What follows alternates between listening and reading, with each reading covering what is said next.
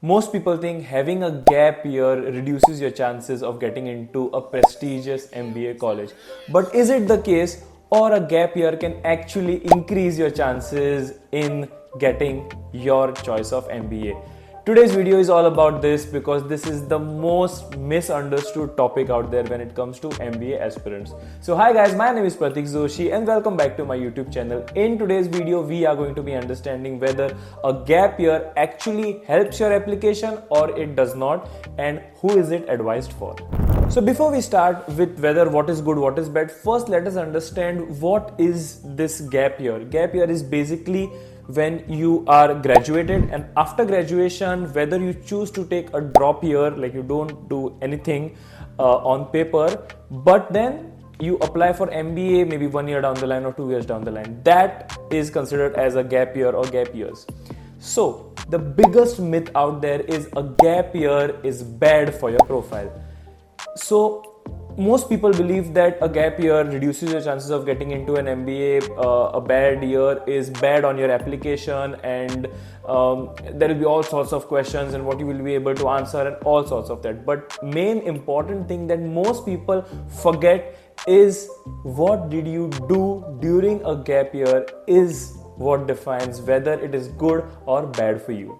When is a gap year advantageous, or when is it the most powerful?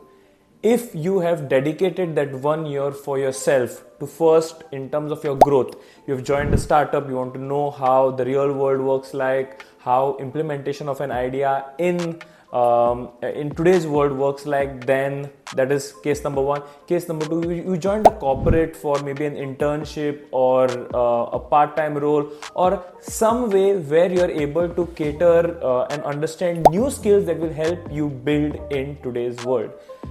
Number three is you were part of maybe a movement, a strategy, or maybe some kind of initiative which added some kind of skills to your personality as an individual. Example, you were part of maybe social work, you were part of maybe a club which contributed to quite a significant event in the society, which you are able to put in words on your application. Coming to point number three is if you dedicated some of your time to yourself in terms of your prep. That let's say that you have GMAT, you are maybe retrying the second time or the third time or a fourth time to get a better score. You're working on your candidature, on your application to make it better. And final reasons is if you went out there and in that 1 or 2 years you did something of your own, like maybe a startup, an idea, an initiative, a business, whatever it is.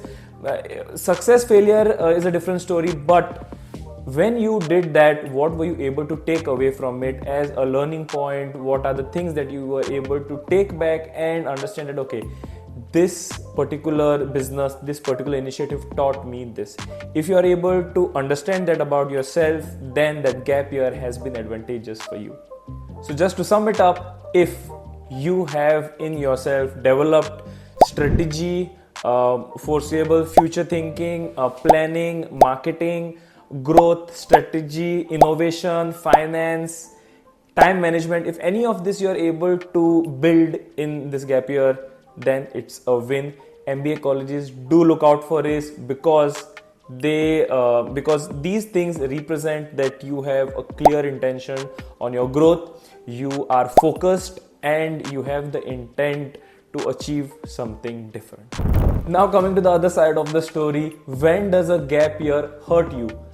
If you have taken a year because you are confused, you don't know what to do, whether should I do an MBA, should I not do an MBA, okay, let me think about this, that is one really bad reason of taking a gap.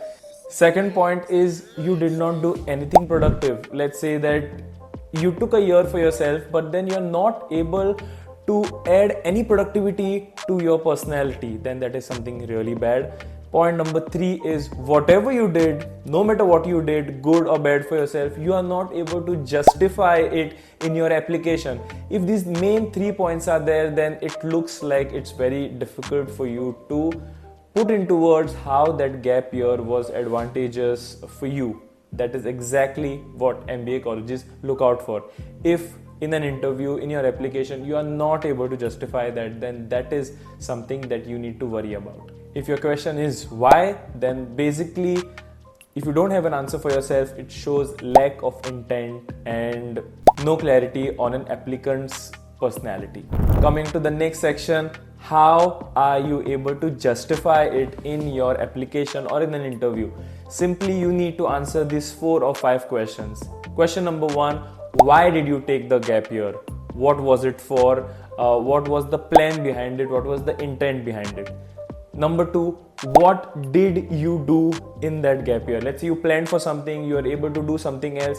So you need to have action points of what you were able to do in that gap year.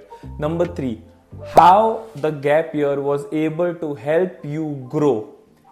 Whether it is change in your personality, whether it is change in your focus, clarity, intentions, whatever it is, make sure you have a point for this question. How did it help you grow?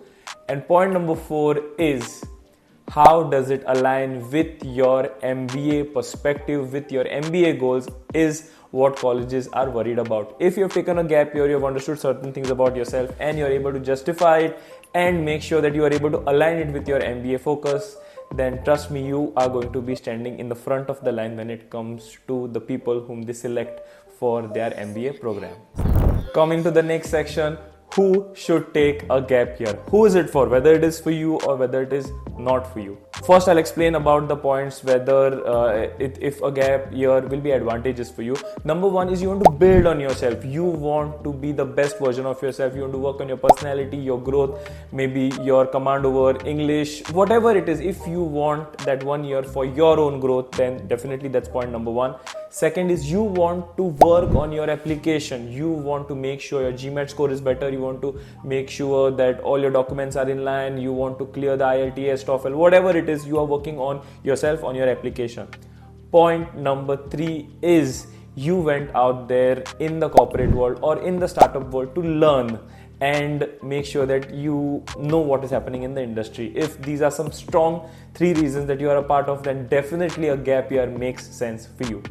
Speaking about the people who should not think of having a gap year is number 1, the confused ones. If you are confused what to do, whether I should, buy some time, try this, try that, then go for an MBA, avoid a gap year. Number 2 is these are the people who just want to buy time for themselves and they just want to delay their decision of maybe an MBA. They usually think of taking a gap year. Please avoid the gap year altogether. And number 3 is that you don't have a plan. You have just answered the MBA for the sake of it and now you're like, okay, I'll look at it later or something like that. If that is your intention, then a gap year is definitely not for you. And finally, those people who are not going to use that time well. You want to take a year maybe just to enjoy yourself or whatever it is. I don't know what is the definition of enjoy as per you, but if it is time not well spent, then it is a bad decision for having a gap year for your MBA. So those are the takeaways when it comes to people who should go for a gap year and those people who should not go for a gap year. So coming to that particular question of whether a gap year is good or bad, and usually breaking that stereotype of gap year is really a bad decision.